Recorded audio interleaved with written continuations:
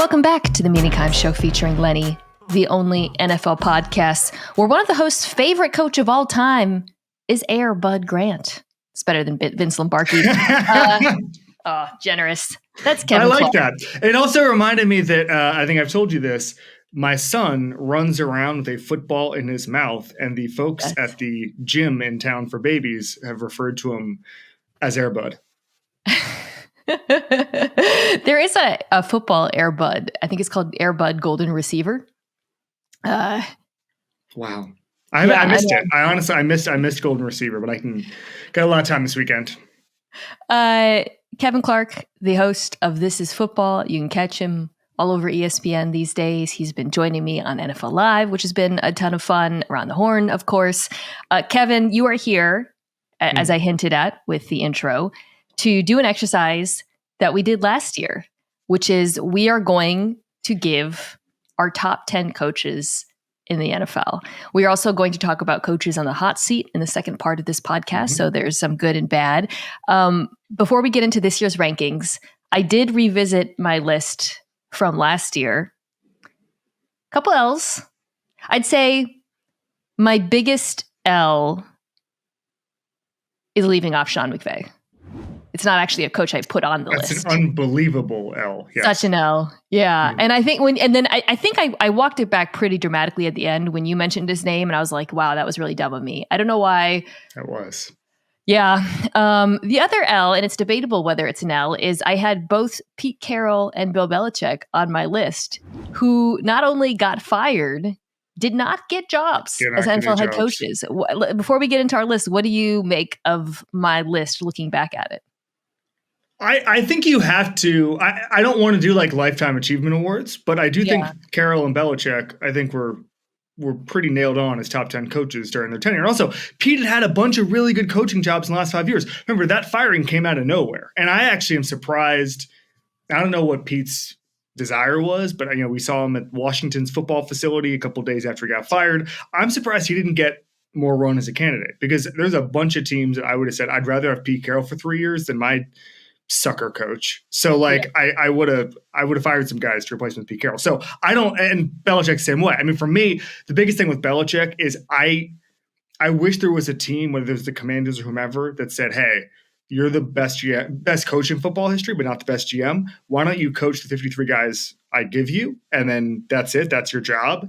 And just see if you wanted it. Just make that call. And people were like, well, in Washington, they were like, well, he would have said that and then not done it. Well, then fire him. Like, he doesn't have that much leverage. So I wish a team stuck their neck out and said, you're just going to be our coach. Maybe it's the Eagles this time next year. Maybe it's the Cowboys this time next year. But I wish Belichick got another shot. So I'm defending you. I'm not defending the Sean McVay thing, but I am defending Belichick and Carroll as top 10 coaches. Do you have any regrets from your list last year? Anything you'd like to apologize or atone for? I don't. I not particularly. I mean, like, I think it was a good list. Is there anything that stuck out for you? I mean, no, because you had Doug Pederson. Obviously, he had a tough year. Well, he's still he's still a really good coach. I think that's the difficulty with these lists and in coaching generally. For example, I had Sean Payton on my list. Obviously, things have not gone well in Denver. I don't regret it. I don't think he's a bad coach now. I still think he's an unbelievable coach. But also, the way I view this list sometimes is, if I had an opening in order, what are my calls? So who am I making say no? And Doug Pederson, for me, is still a top half. I mean, like, even though he was dropped, it's not like he's 25. So I think last year I tilted more towards respecting experience and record. And this year I tilted a little bit more towards what you're describing, which is thinking about who I would hire. I mean, ideally you're considering both, right? But because I do think, apparently, unlike the rest of the NFL, I think having a record like Bill Belichick's is valuable and telling and probably suggests he'll be good at coaching for a long time. But I did go a little bit younger with my list this year. So let's get to it. I'm curious to see who you've got. Here's how I want to start this. I think there's a pretty clear big three, maybe big four. I will give you my big three, my top three, and tell me if any of these coaches are not in your top three. Okay. Andy Reid. Mm-hmm. Number one for both of us, I presume. Mm-hmm. Okay. Kyle Shanahan and then John Harbaugh. That's my top three. No. Okay. Harbaugh's four. Harbaugh's four. Okay. Who's your third? Well, Shanahan's three. Number two is Sean McVay. Oh, you got, wow. Yeah. Okay. Yeah. See, you have a bias because you left him out last year and you couldn't go from unranked to two. And so that's blocking your ability to correctly rank Sean McVay. I do have him very high on my list. I will wait to give the exact place. Tell me, let's talk about this. Let's talk about Sean McVay. Let's talk about why he belongs at the top of the NFL and why you have him so high. Mm-hmm. Yeah, so last year felt Belichickian to me. And here's what I mean by that. I think the best example of Bill Belichick's football philosophy was I think it was the beginning of the last decade when they went from the 3-4 to the 4-3. And he explained that essentially he was a victim of his own success and you couldn't find nose tackles anymore. And he completely switched his defense just to figure out just to find and identify defensive linemen who were available cheaply. And he changed everything. I mean, this is a guy, like, going back to the 80s with the Giants, this is a guy who made his bones on a defense, then changed everything. And then changed back. And then, like, during the lockout, he was like, oh, I'm going to simplify this because there's not enough time in the offseason. Like, he could wholesale change his philosophy whenever he felt like the personnel and the defenses called for that. And last year was Sean McVay. He goes from a McVay-style running to a gap scheme.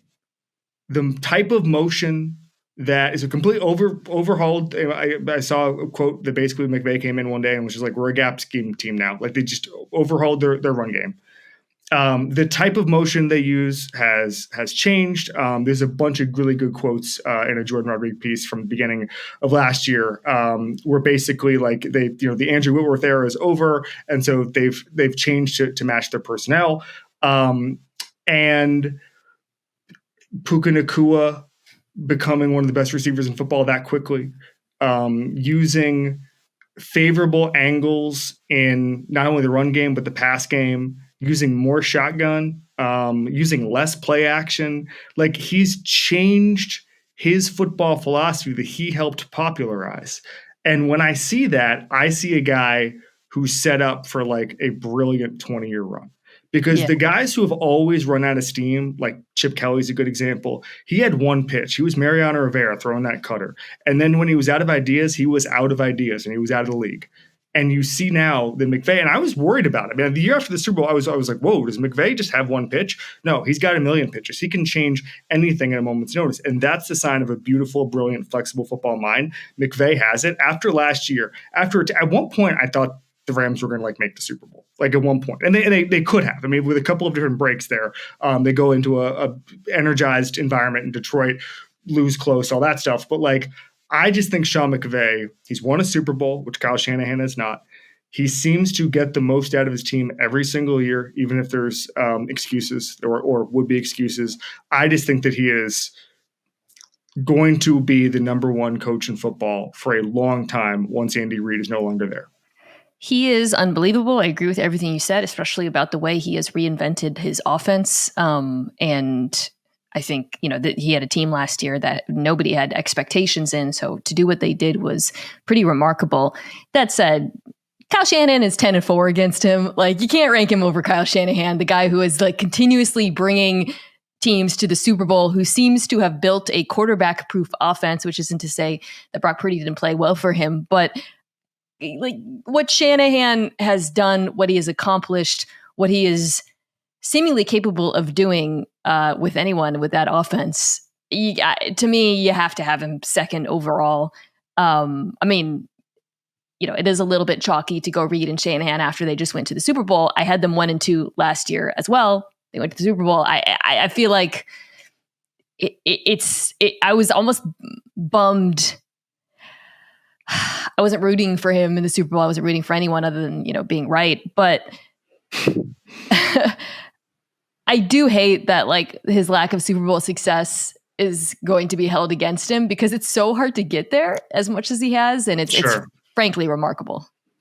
Well, Sean McVay won, so he also got there. The 10-4 thing, I don't think that's necessary. Would you? So let's say you're an owner and you're doing like what they do now in college football, which is it makes guys say no, you would call Kyle Shanahan before you'd call Sean McVay. Yeah, I would. Okay. I would not. And you hear all the stories now. I was just listening to somebody, it was like Denard Wilson, somebody like that who'd been in the Rams organization. I don't know if Denard Wilson overlapped with him, but it was somebody like that where they were just like, McVay is the master of just like going in and just being like, hey man, I appreciate you. Like there's better vibes and there's a better roster in San Francisco right now. There's a better roster in San Francisco than there is in LA. Sean McVay has a quarterback who played out of his mind last year as well. I'm not saying that I think if I'm choosing the guy and I'm like, okay, just, I don't know who's on this hypothetical roster we're talking about. I really believe Kyle Shanahan can and we've seen him make that offense work with so many different quarterbacks. I mean, Nick Mullins produced in that offense. We saw what that was like in Minnesota. He, to me, is the one guy where you're like, ooh, that game where it's like, how many quarterbacks would you take before Kyle Shanahan? Mm-hmm. It's a pretty short list for me personally if I was putting together a team. How many is it? I don't know. That's a different podcast.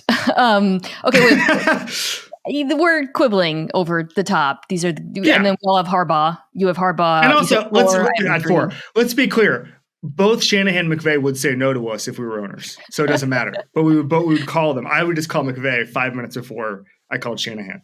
Okay, so no one's like no one here is not ranking Sean McVay. So let's get to. I had McVay 5th. I had a different coach 4th. You've gone through your top 4. Mm-hmm. So who do you have 5th? And then I'll tell you who I had 4th. Sure, I have Mike Tomlin. Yeah, I had Mike Tomlin 4th. Okay, so now we can talk about Mike Tomlin. So we have the same top 5. So to be clear, it's I think that most people would agree with our top 5. My 6 and 7 coaches, I think, have a very strong case. You could argue that they maybe edge into there. And then I think it's kind of really debatable beyond that. But let's talk about Mike Tomlin.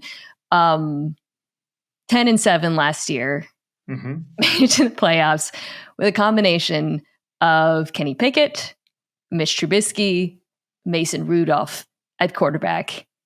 He is simply inevitable.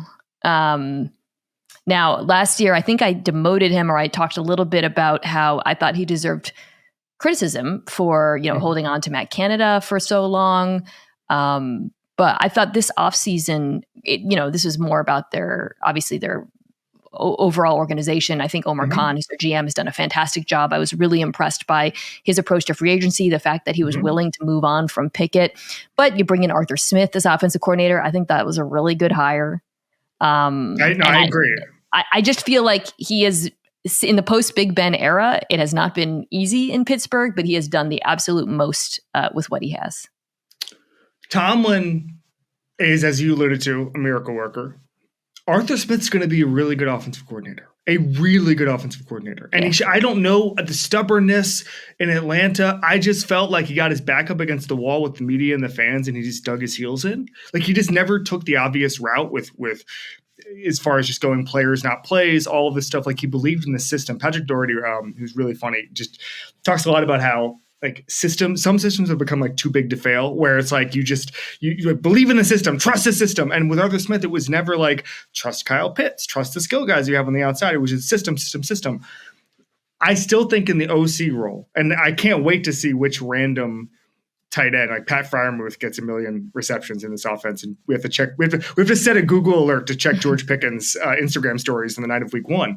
But I think it's going to be night and day from Matt Canada. I think they're going to win a bunch of games this year. And the fact that they won 10 games last year with Matt Canada starting the season, with that quarterback selection, with that, Russell Wilson's going to be a massive upgrade.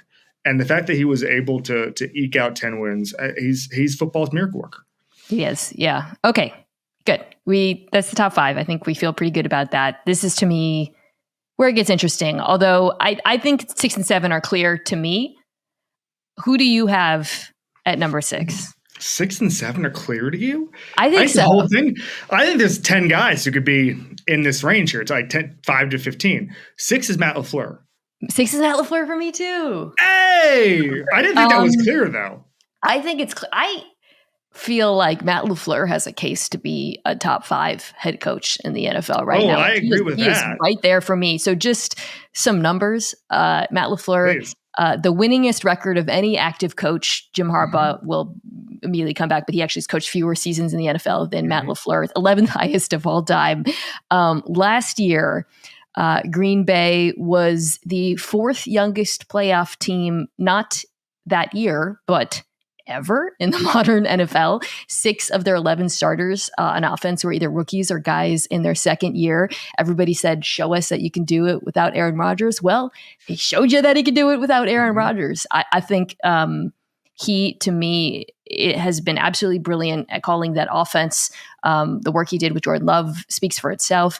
The biggest ding I had on LaFleur is kind of the flip side of the Tomlin thing was I thought he was too loyal to his defensive coordinator, but he made that change this offseason. That to me is going to be one of the most massive and insignificant hirings in the NFL. But the fact that he did it, I was not sure if he would, for me, confirms where he stacks in these rankings. Amazing coach. I'm actually 5% nervous about the DC hire just because, coming from the college ranks, like I almost wanted like his Jim Schwartz, where it's like, you just know this is going to work. You knew Jim Schwartz was going to work in Cleveland. With Hafley, I think he's a good coach. I watched a lot of Boston College. I can't believe I just said that out loud, but I watched a lot of Boston College, and he's a good coach. His teams are prepared. I'm just saying it is a little bit of a leap if he's not like a long-time defensive coordinator. The ability to get Jordan Love this good this early is incredible, all while maximizing Aaron Rodgers' 2 MVPs. And I remember I wrote this a couple years ago and everybody got mad at me. And I said, if it was so easy to win this many games with Aaron Rodgers, why didn't Mike McCarthy do it? Because he didn't, I think, in his last 7 years. And you see the offense now where everybody was like, what's the Matt LaFleur offense? Well, apparently the Matt LaFleur offense is everything. Because you see some of those, like I was watching a little tape last night, no big deal. And like the bubble screens where he relocates back in the backfield just very quickly, and then they kind of run out again. Like the play designs are special, but then you can tell there's a football maturity with Jordan Love, which did not exist when he was a rookie. He was not ready to go. Okay. Yeah. They could not have gotten rid of Rodgers, but I'll give you a great example. So I talked to LaFleur at the owners' meetings, and I said, give me your best throw from Jordan Love this year. And he talked about a throw to Wicks in the playoffs against Dallas, where he was all out pressured. Love changed the protections the last second, threw an absolute dart, hung in there, did all those things. I think it was cover 0, if I'm not mistaken. And I specifically remember somebody else telling me in that building that Jordan Love really struggled in his first start against Kansas City with cover 0. And LaFleur is basically like, first of all, that was on us, that Kansas City game a couple of years ago. They didn't do a good job preparing him. But my words there are like, you can just see night and day the growth that he's had, where he's able to handle the pressure. He's able to make the checks himself. Like, I just feel like we're seeing, very rarely do you see a player grow in front of our eyes like this. And we saw it, and it's because of both of them, Matt LaFleur and Jordan Love. I love that point. And I think it's also worth, I mentioned earlier how many rookies and second-year players were on offense. We talk about the work he's done with Jordan Love, teaching him, putting him in a position to succeed. The skill players in this offense, the way not only, they've developed those young receivers, Wicks, who looked amazing last year, Jaden Reed, Romeo Dobbs, but also LaFleur, like identifying the best way to use them and putting them in positions to succeed. Again, very young players, not first-round draft picks. I think he deserves almost just as much credit for how those skill players look as how good Jordan Love looks. So I saw somewhere, I don't want to straw man this, a take, someone saying like, oh, LaFleur should be replaced. I know. You know what? I'm doing the thing that I hate, which is when people point to like an anonymous take and they don't say who it was. I can't remember who it was, so I'm going to move off of it, but that blew my mind.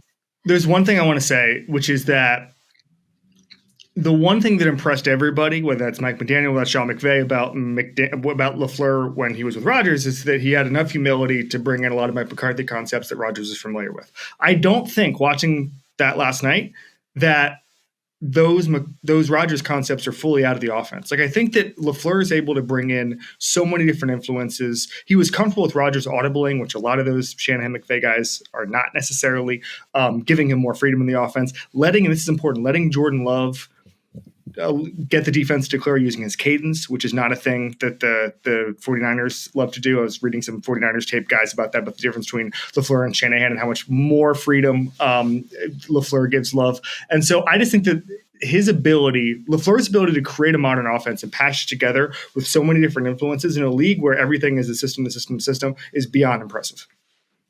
My number 7 is Dan the Man Campbell. How about you? Mine too. Okay, good. All right. See, I told you 6 and 7. I was worried 6 and 7 were not going to be clear, but apparently it was. I think there's a lot of things obviously you can point to: the turnaround in Detroit, the culture, the buy-in, the success of the team knocking on the door of the Super Bowl. Maybe this is too speculative for me. I don't think Ben Johnson came back because he just loves Detroit so much. I believe there was a multitude of reasons why he didn't take a head coaching job. I'm sure money played a role, situation, all of that. That said, you don't go back unless you like your boss. And I do think it speaks to the fact, like, it seems like everybody genuinely loves working for this man. Head coaches, offensive coordinators like Ben Johnson have enormous egos. And the fact that he is able to manage him and retain him, I do think speaks volumes about his skills as a manager. So I'm going to get the quote up that rattles around that Ben Johnson gave me as a tight ends coach. So I did not know Ben Johnson, and I was in Detroit, and I said to a couple people, like, hey, who knows Dan Campbell really well? I was doing a piece, and they were like, Ben Johnson's been with him since Miami. And there's all these sort of legendary stories about, like, Ben Johnson got promoted in Miami, but like how Dan Campbell got the job in Miami, and Ben Johnson heard about it, like, because Dan started blocking a chair or something in front of Bill Parcells to show blocking technique in the interview, and Parcells loved it. Like, all sorts of wild stories that only Ben Johnson is privy to. And I'd asked him, he's a tight ends coach. I said, what makes Dan Campbell different? Why is this vibe different? And the entire story, everything I heard was players know fraud when they see it, and they can see through it. And Dan Campbell, even if he's not your cup of tea, is super authentic, and players will understand that. Now, there are some players who you could tell, like, you're doing up downs and they're not that into it. I don't know if Jamie Collins and some of those veterans were like, oh, hell yeah, the Dan Campbell era when he came over, but most people ended up buying in. And like, you saw that with Terrion Johnson the other day, where he was like, I would throw my mother in the dirt or something. If it meant, did you see that quote? Yeah. And it's like, that's what they want there. And like, I had a thing a couple of years ago when I was there where Penei Sewell was making his debut for first practice in pads. And he said it was like water in the desert to hit again. And I told Dan Campbell that, and he just mutters under his breath. He goes, that is awesome. Like, that's what he wants. That's what Dan Campbell wants. He wants to hear that Penei Sewell says the hitting is like water in the desert. And so the quote from Ben Johnson I have in front of me. So he gave it to me in whenever Dan Campbell's first year was, 2021. He says he feels like this is why it all works, because he feels like Dan Campbell truly cares about him and his family's well-being. Quote, he makes it where when you come into work every day, there's no fear. It's all love. As a coach working for him, man, I don't want to disappoint him. That would crush me. If I knew that I disappointed him, he wouldn't have to yell. He wouldn't have to say anything. Just knowing that I let him down would crush me. It's like the least toxic form of masculinity. It is the only franchise powered entirely by dudes rock. Yeah, it really is.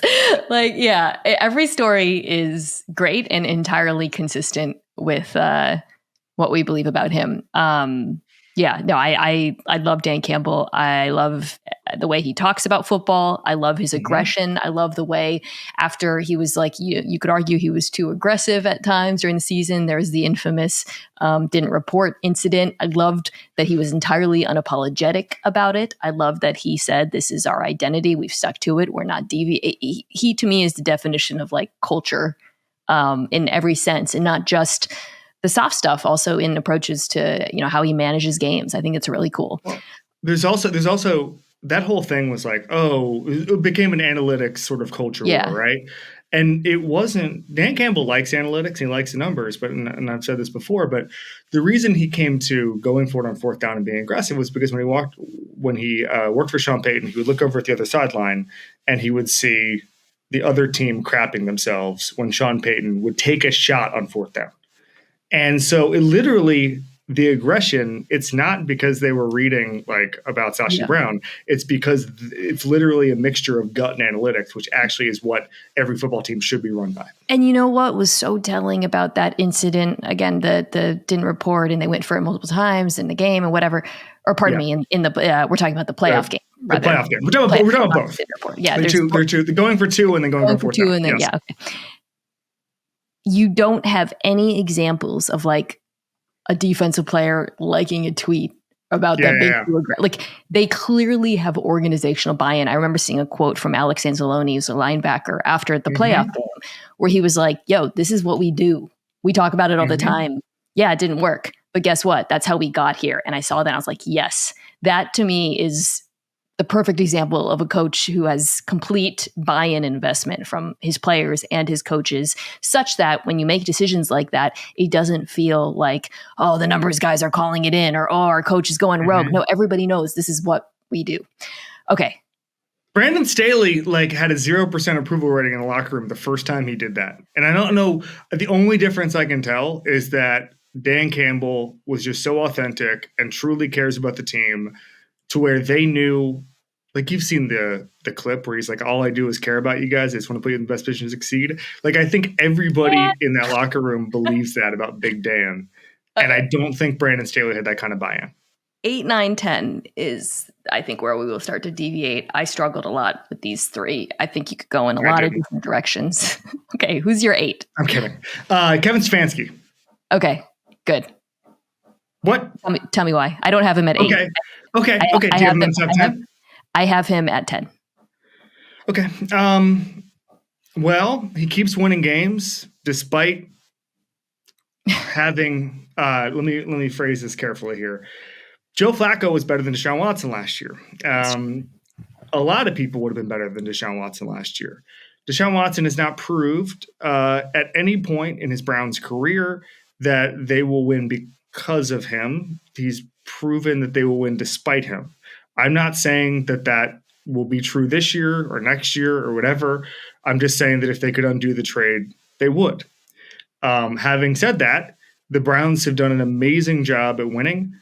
Kevin Stefanski going out and hiring Jim Schwartz was perfect.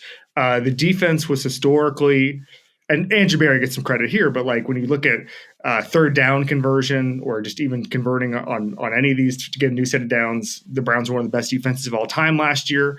I think that they struggled a little bit in the red zone, but everywhere, basically they were a historically good defense. And they won. And we have a proof of concept of Kevin Stefanski making quarterbacks better, except for the one they gave $230 million to. And I just feel like the best trait of a coach is that he makes miracles look easy. And Stefanski won a playoff game with the Browns. And we don't treat it like he's God's gift. And last year, he did win Coach of the Year. No. But I'm just saying, I think that there are some coaches where it's like, oh my God, what a job. This just feels normal. He wins games. Kevin Stefanski wins games. He understands how to get the most out of his team. I think, I don't know if they've upgraded. They've upgraded on the fame of their skill guys this year. I don't know necessarily if they've upgraded the skill guys, but I think it's going to be a pretty similar season as it was last year. Is that they eke out wins. Deshaun Watson is just okay, which is not what they're paying him for. And we move. I feel like he's 8th seems right, and I think he's kind of permanently 8th. So I agree. He's in my top 10 for all the reasons you just said. Obviously, the work he did last year with Joe Flacco and that offense is really impressive. It is why he won Coach of the Year. I think, though, the fact that, look, who knows who signed Deshaun Watson, and obviously the quarterback himself is who he is. It still feels like they haven't quite figured out what that offense looks like with Watson. And you can say that's not Stefanski's fault, but I am kind of dinging him a little bit for the fact that we haven't seen that offense look successful thus far. Again, you can say that's all the quarterback. I would like to see them look better than they have thus far. But he is, I think, baked into this is the 4-week Jameis Winston run that's coming in December, in which they go 4-0. Dude, he's on my dynasty team. I need that. What? I need air. Yeah, I know. I've had him for a long time. Okay, wait. So I'm going to tell you why. Flacco. Sorry, but I didn't say Flacco better under pressure, statistically than Watson, better accuracy deep. They used slightly more play action, although it wasn't a massive difference. I just felt like Flacco's arm unlocked the entire field for that offense, and it just looked better, and you got to kind of see what it's supposed to look like. Do you think that the fact that they didn't bring him back knowing that what it would do in terms of like perception and locker room is embarrassing, or do you think that's just like good team management? I think it's a little embarrassing. Yeah, it's a little embarrassing. Yeah. Okay. So my 8, I think, might not be on your list, and this might not be a popular choice. I think Sean McDermott is a really good coach. Mm-hmm. Not on your list. Not on my list. All respect to Big Sean, but no, not on my list. What he did with that defense last year, despite the number of injuries they had at key positions, I thought was extremely impressive. I also think the defense year after year, when you watch them, is incredibly well coached. This was a defense. When he parted ways with the defensive coordinator, Leslie Frazier, basically took over the unit, there was a lot of questions. And I think the fact that they finished with as impressive of a performance as they did, top 10 in a lot of metrics, despite the injuries, I think really speaks to his ability, not just as defensive play caller, but also as a drafter developer of talent. He has made some difficult choices on both sides of the ball with coaching, and they seem to have worked out. He has obviously come up short, and there's a litany of reasons for that in the playoffs and big moments. And you could say, well, he has Josh Allen. That does a lot of work for him, and I wouldn't disagree. But I do think defensively, this team has been so good year after year after year with him, and that is a big part of the reason why they've been as successful as they have. I know another group in the last 25 years that had to make difficult decisions. Hey, so here's my thing on McDermott. I really like what they've built, and he presided over, even though he's defensive coach, the best improvement of a quarterback in history, and from rookie on. And then I think that they're perennial contenders. Love it. And I think they're going to win a bunch of games this year. It's just that given his skill set, given that they haven't made a Super Bowl, given that it just seems like they're just short every year, by my metric, which is who do you make say no first, he would not be in my top 10 calls. He might be 12th. He was on one version of this list when I was just spitballing, but he might be 12th for me. Okay, so you had Stefanski 8. You have 2 more. I only have 1 more, who is my number 9. But so who is your 9th coach? Mike McDaniel. Okay, he was just outside looking in. This is bad. This is going to be your mulligan next year. This will be your mulligan next year. Who's your 9? DeMeco Ryans. I thought about that. He's my 11. You could say it's too early, although I think his success as a coordinator, his incredible work as a coordinator in San Francisco speaks for itself.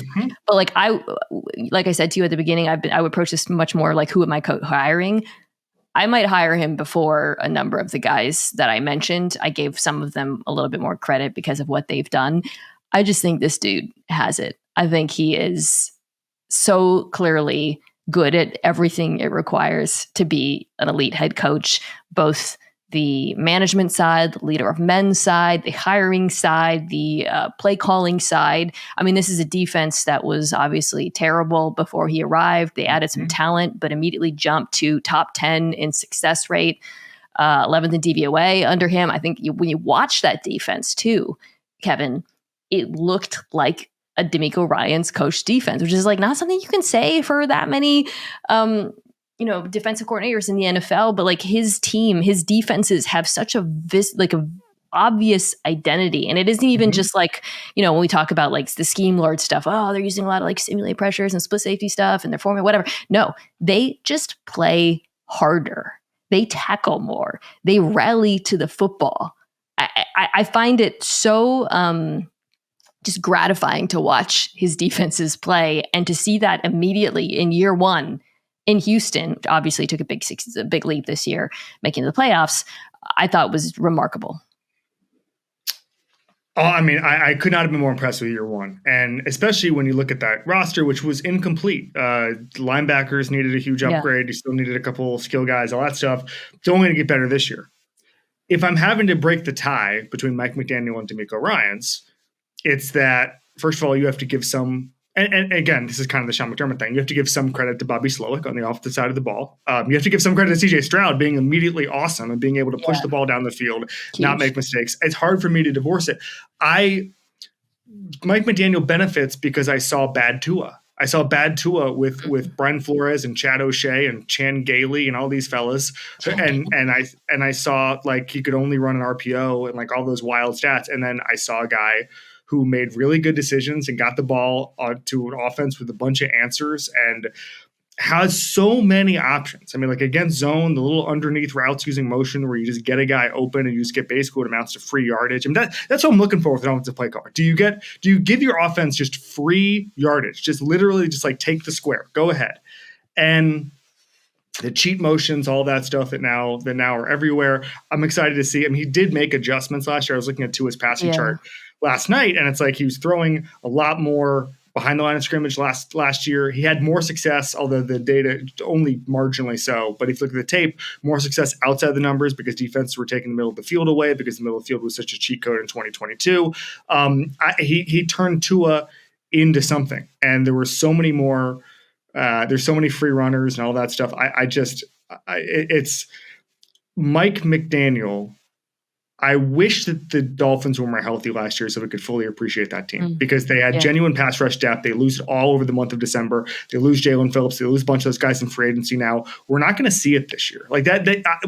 This decision that I'm making is going to make me look like a clown because in the short term, the Dolphins roster got worse and the Texans roster got better. Yeah, no. And so this is more of a 5-year thing for me, but I'd call Mike McDaniel before I'd call DeMeco Ryans, just from what I saw over the past 2 years and what I'm guessing for the next 5 years. Totally reasonable. Like I said, he was 11 for me. But you had someone else at 10 then who we haven't mentioned, I guess, right? Yeah. Can I guess? Mm-hmm. Is it Sean Payton? Nope. Not a million miles away from that. Not a million miles away from that. Very similar to your Sean Payton call last year. Oh, Jim Harbaugh. Yeah. Harbaugh. Yeah. So he was. I had McDaniel, Payton, and Harbaugh as my three on the outside looking in. McDaniel, Payton, and Harbaugh. Okay. Yeah. Can I make my Harbaugh spiel? Yeah, make your Harbaugh spiel. This is totally reasonable, by the way. Yeah. So first of all, as you mentioned, winningest active coach. That's there. Trent Baalke was a bad GM, and that roster. I think we've had a little bit of revisionist history. It was not like the Giants. I'm sorry, not like the 49ers was some sleeping giant. He came in and maximized everybody on that roster. They get to the NFC title game. They almost make the Super Bowl in the first year, makes it in a second. Like he made everybody better, which is what you ask for. And that's why Jim Harbaugh almost was higher on this list. But then he goes to college. He wins the national championship in Michigan. I think we're blinded by the helmets and we're blinded by the history and we're blinded by the draft picks, frankly. But they were the 14th most talented roster in football last year by what's called talent composite, which is high school recruiting translated to college recruiting. And it's usually pretty 1-to-1 on that stuff. Like it's not perfect because sometimes you have your Tennessees and your University of Miamis with a bunch of really good players and they win 7 games. That happens. But it's usually there was a thing a couple of years ago that was a truism of college football, which is the only way to win a national championship in the modern era is to have 2 top 5 recruiting classes on your team or top 10 and have a generational quarterback. I don't think J.J. McCarthy is a generational quarterback, but regardless, like Michigan was not playing in those waters. They were not recruiting like Alabama. They were not recruiting like Georgia. They were not recruiting like Texas. And he made them into an Alabama, Georgia, or Texas. And that is special. Ohio State had way better players by recruiting metrics and by pro metrics than Michigan did. And he made them tough and he beat the crap out of them and he wore them down. To the point that the Ohio State, I think they had the flu or something a couple of years ago, but like last year, no excuses. You got out-toughed, you got outplayed, you got out-coached. And Ryan Day can never get revenge on that unless he takes a Raiders job in 3 years, which no one's going to offer. But then he comes to the NFL. He's got Justin Herbert, great decision. But then Mike Minter is DC, who he groomed Mike McDonald. Jesse, yeah. Sorry, I say Mike. So many mics. Mike Minter is safety. Is he a safety? You could probably give the owners Mike Minter as an anonymous name and they would give him a 5-year contract. Mike Minter is He just left as the head coach of Campbell University. But yes, he's a longtime Panther safety. That's not who I was talking about. So Jesse Minter, excuse me. I'm sure Mike Minter's a great coach, by the way. I'm sure he's a great coach. I'm sure he just got a raw deal at Campbell. But Jesse Minter, so they groom Mike McDaniel at Michigan. He goes to Baltimore. I saw a thing the other day, maybe it was Ted Wynn, that basically like 6 guys are running Mike McDaniel's offense now. Like it's really spread throughout, but a lot of that started between, it's a combination of the Michigan stuff and the Wink Martindale stuff and all this stuff. The Jesse Minter, I saw Cody Alexander say that there's a case you made that Jesse Minter did better at Michigan than McDaniel did. He's going to be his DC this year. There's going to be a little bit of translation problems in the sense of like Joey Bosa is not going to be able to drop into coverage. Khalil Mack's not going to be able to drop into coverage. So he'll figure that part out. But I expect instant roster maximizing on a roster that I think is going to have to take their medicine because of the salary cap thing. But I've said this before. I think in 5 years, they're going to make a Super Bowl. Like within 5 years. I think it might take till 4 because the roster is not going to be there yet. But I think they're going to get there. I think the reason why I'm so optimistic about Harbaugh and why I think it's totally reasonable to put him on this list compared to like other coaches from college. Obviously, he has the NFL track record, but sort of retreads, shall we call it, is one thing we have seen from him, and you alluded to this, is like continuous modernization of his approach to football, the types of offenses and defenses that he has called, where everyone keeps saying like, oh, Jim Harbaugh, old school ground and pound. No, it's not. Like, yes, there is, an emphasis on the winning at the line of scrimmage, and Michigan had a very dominant run game, but it wasn't old school. He is not going to just run the ball for the sake of running the ball. There is just like, there's a strategy and philosophy that goes beyond. It's not simplistic in that way. And I think you see it in the decisions that he's already made from his hires. I mean, like the Roman hire, like people, I think that everyone's nervous about that because of the Baltimore Ravens offense passing attack and how it didn't really look very good at the end of his tenure there. But I'm telling you, Greg Roman under Jim Harbaugh, I could actually see being very successful. So I think he's going to be very good. And I think unlike Sean Payton, who was my pick last year, he actually chose a good situation, even though it might take a second. All right. Let's take a quick break. This has gotten a little bit long, but we've got our whole top 10 in. Let's come back and quickly go through the 5 hottest seats in the NFL.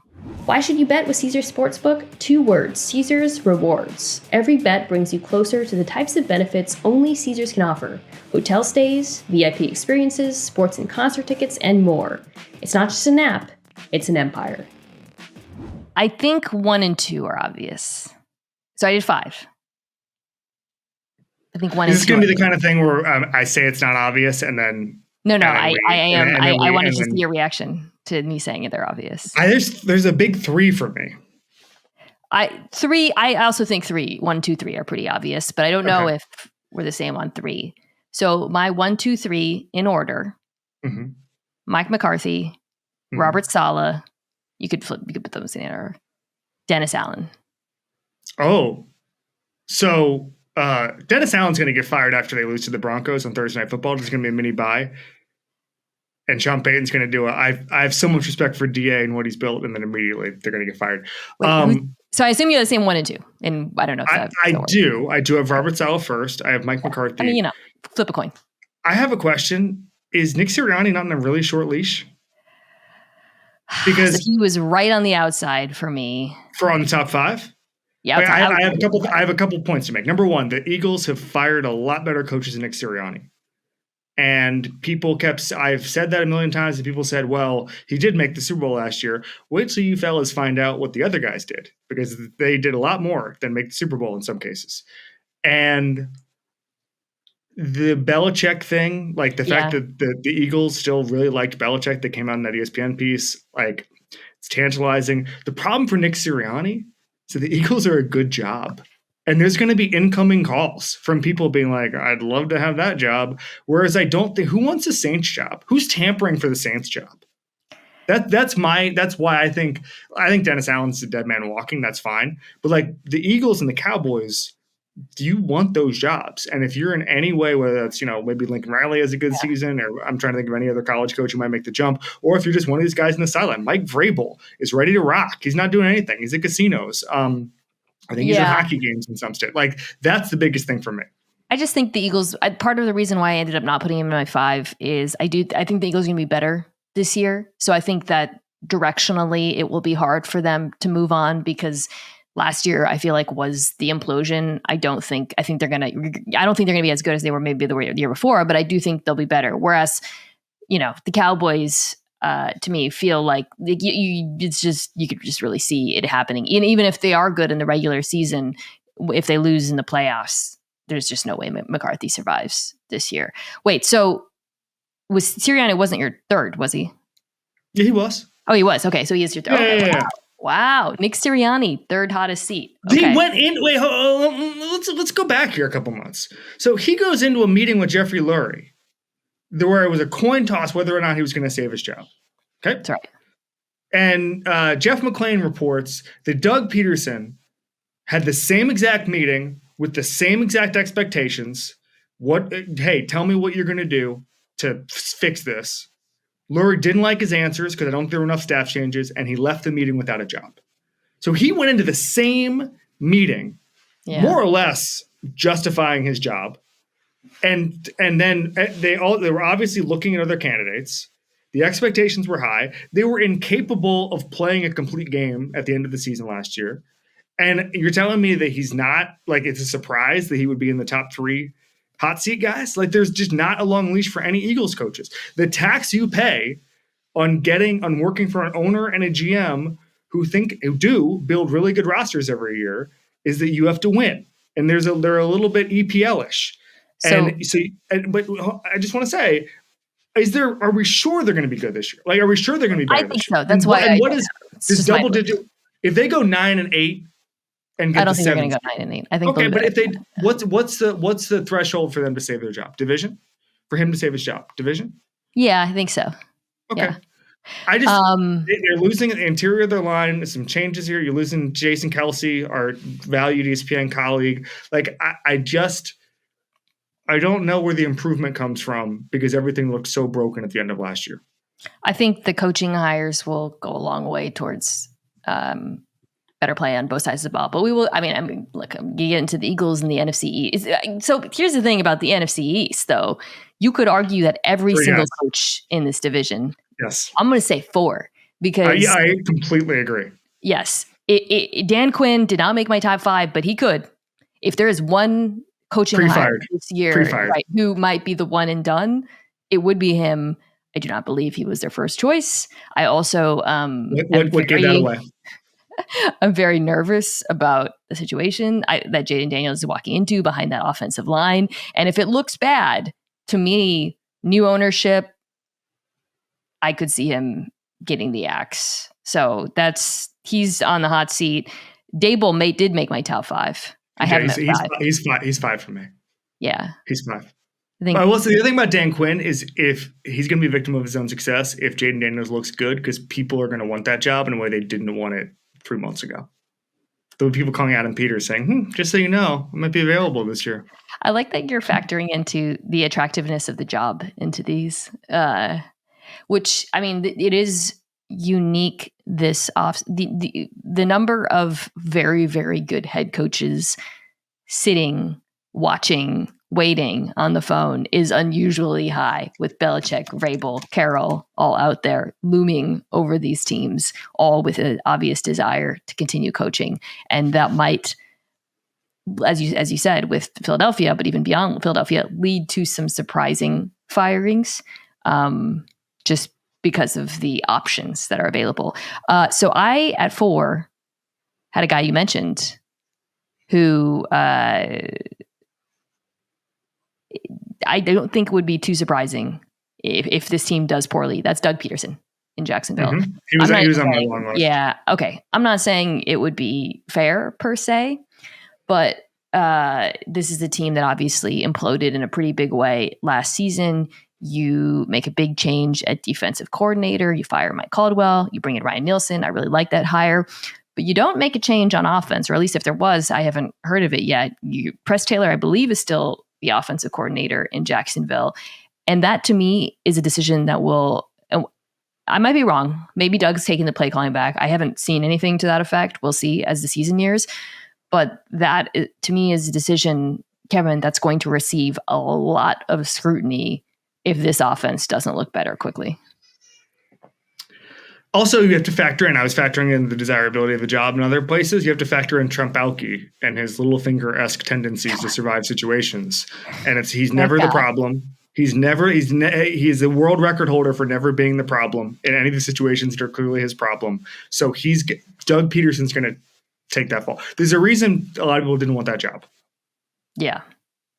So that's the other tough thing is, and I factored this in as well, you're not the favorite to win the division anymore. And it's a division that I think is going to be a lot harder. Really good. Yeah, like really than it was last year. And you imploded last year. You have the Texans in year 2. Obviously, they've gone all in. The Colts get Anthony Richardson back. Shane Steichen was excellent last season. He could be, I think, 100%. On our top 10 next year, depending on the work he does with Richardson. And then the Titans are trying to win.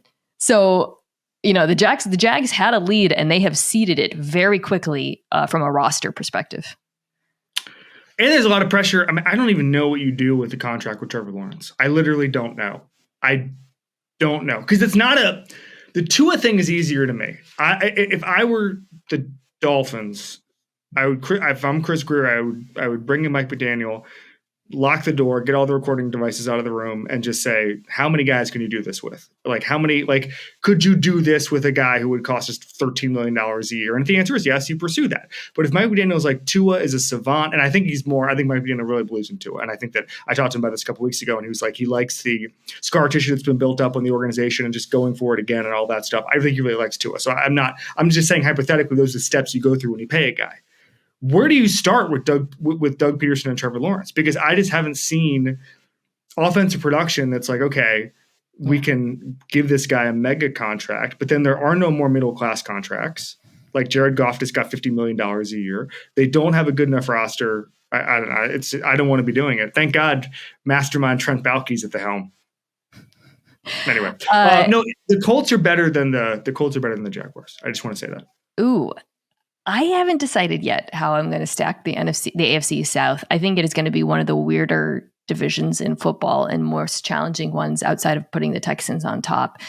But yeah, it is a lot harder than it was. Okay, so I have 2 other coaches who I'm putting. They're not on my list, but if I have as candidates, if stuff goes absolutely sideways, do you want to try to guess who either of them are, or do you want me to tell you? Yeah. So Matty Eberflus is going to be one? Yes, that is one. Yeah. That because yeah. We'll talk about this. I'm going to guess the other one is Jonathan Gannon. Ooh, no, it's not. Okay. Yeah. I think that they are still viewing themselves. He still has time because of the rebuild, and obviously was a lot more successful in year 1 than anyone. I agree, but I think if they win 2 games this year, people start saying what. We're talking about what happens if something goes sideways. Yeah, it goes sideways. Yeah. Before you get what's your one? So my other one was Todd Bowles. I just think that. No, I don't think so. Okay, you think so? It's a good. I don't think so because they really they basically are running it back. Yeah, and I think except Liam Cohen at OC. Yes. If they're really bad, I don't think they will be. So I want to be clear. But if that were to happen, he is a guy I could see them saying, oh, this was a mistake. With the Bears, I think that's the more obvious one because it was not obvious that Matt Eberflus would keep his job. He kept his job largely because of the improvement of that defense. For me, if the Caleb stuff, if Caleb doesn't walk in and look good immediately, I think that there's going to be a lot of finger pointing, especially because of the investments they've made on that side of the ball. And I think this defense, we talked about it in the last episode with Dominique Foxworth, if they regress, and there's certainly it's a strong possibility, that's going to be even more of a case for them to move on from Eberflus. So I think there's a lot of hype and excitement around the Bears, but there's also risk that comes with that hype and excitement. The only thing, even though we both had Robert Saleh as as I don't think number one hot seat means first coach fired necessarily, but the schedule is quite easy in the first after the 49ers game. So it's actually going to be really hard for Robert Saleh to get fired in season. Also, it's not like, and by the way, what an indictment of everybody that there was a report the other day from Connor Rogers that they tried to replace Nathaniel Hackett and nobody would take the job. Like, it's an indictment of pretty much everybody involved. First of all, everybody's an upgrade over Hackett. Everybody. So just give it to somebody. And it sounds like people weren't interested, or they thought it'd be awkward, or that Rodgers was changing the play so much nobody wanted to be involved in it or whatever. That gave me a whole lot of pause there. I don't feel like I have a sense also of how Rodgers feels about Saleh, like what they're, other than Saleh. I mean, have they met? He wasn't even at the facility. He got hurt in the fourth play of the game, and then he moved to California. Yeah, I mean, Saleh seems to be. I would describe him as an enabler. Is that too harsh? I mean, I don't. You read the stories, and it just sounds like he just wasn't around. You know what's crazy? Like, this defense was a third best in the NFL. Yeah. Despite the fact that they had one of the worst starting field positions of any units for very obvious reasons. And in another universe, Saleh should deserve, in this one, he deserves a lot of credit for keeping them motivated on defense. Obviously, he's a defensive head coach. That is his background. And it was a fun defense to watch. And it wasn't just because of the talent. Like, I actually found them some of the stuff that they did with pressures up front, I found really interesting. I thought he made the most of the way he deploys his defensive linemen is really intelligent, and creates confusion for offensive lines. The play that he has gotten from guys drafted, obviously we think of the first round picks that they have, but he has gotten incredible play out of defensive players taken later of the draft. Nothing that I said matters if this thing implodes. It's just, I feel for him. And by the way, it's not like Tyrod Taylor is the paragon of health, by the way. Yeah, right. And then now the third string quarterback is Jordan Travis, whose injury literally led to like the end of college football and a new wave of realignment and 11 lawsuits against the ACC. I think with McCarthy, by the way, it's setting up really nicely. There's a Steelers game on the October 6th, then the Lions October 13th, then the bye, then the 49ers. And I kind of feel like the NFL knows what they're doing with that stuff. I need to look at the Cowboys staff. Who's going to take over when McCarthy gets fired? I don't know. They keep hiring. Is it Bones Fassel? It might be Bones Fassel. Well, Mike Zimmer's the DC. Mike Zimmer's the DC. Yeah, Mike Zimmer. Yeah. They got the interim in-house. The call is coming. It's going to be Al Harris. I love Al Harris. He seems great. Let's make it Al Harris. Al Harris, coach of the Cowboys by November 1st. Final question about coaches as we wrap here. Yes. Right now, without looking at the odds, who would you pick as your coach of the year next year? Who do you think is most likely to win? Without looking at the odds. I'm going to say no. I know I'm literally looking at like a list of NFL coaches because I wasn't prepped for this. Yeah, it's off the dome. Brian Callahan could be one if the Titans are, because no one thinks the Titans are trying to win.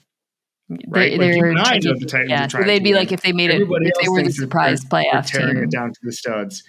I was going to say Gerard Mayo, but I just don't think there's any talent in that. I just think Drake May might be really good, and there's just not enough talent for them to win meaningful games. I mean, it's a hard award because it's like, who would have known that Joe Flacco would have signed? Like, didn't Chris Long see Joe Flacco in like September at some media, like at NFL Films, and Flacco was like, I think I'm going to try to play. Chris was like, what? Right. So I will say it's just so unpredictable. It's often like the guy whose team had low expectations, which is why we're thinking that way. Yeah. Jim Harbaugh. Yeah, obvious one. However, the Packers were only 9-8 last year. I know I was just talking about how great LaFleur is. If they win the division, which I think is totally plausible, I could see LaFleur getting the it's finally time we recognize this guy. Which is the other type of award. I actually voted for DeMeco Ryans last year, by the way, over Stefanski. Stefanski was my number 2.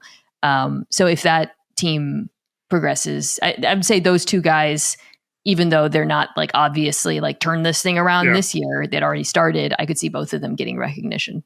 I also think if Anthony Richardson plays the way I think he can, I think Shane Steichen might be a good shout here. Because also people just remember how average the team was last year with no quarterback, with Gardner Minshew. It's a good pick. All right, Kevin. I forgot, by the way, I left it out at the beginning, so I have to acknowledge I did have Nick Sirianni on my list last year. So that was actually my biggest down. Yeah, that was tough. It's tough. Tough one. Yeah, it was a tough one. Where does Nick Sirianni rank on? Here's the biggest indictment. If Nick Sirianni gets fired, what's his next job? Offensive coordinator of the Cowboys. Really? I mean, I don't know. I don't know. I think it might be. I don't know. I think we might be looking at assistant head coach, passing game on the Raiders, passing game coordinator. Yeah, exactly. Yes. All right. Well, we will see how this all plays out. I am, however, a woman of my word when it comes to accountability. So I did feel that I had to acknowledge my many, many mistakes last year.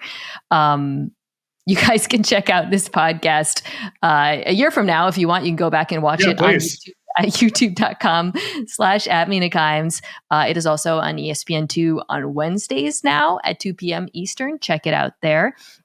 You should definitely check out Kevin's excellent podcast, both on YouTube, also in audio form. This is Football, which is also produced by fine folks at Omaha Productions, my producers, Kirsten Specki, Anthony Jimenez, Jack Foster, Owen Saylor. Thank you, as always, to the squad, and I will see you guys next week.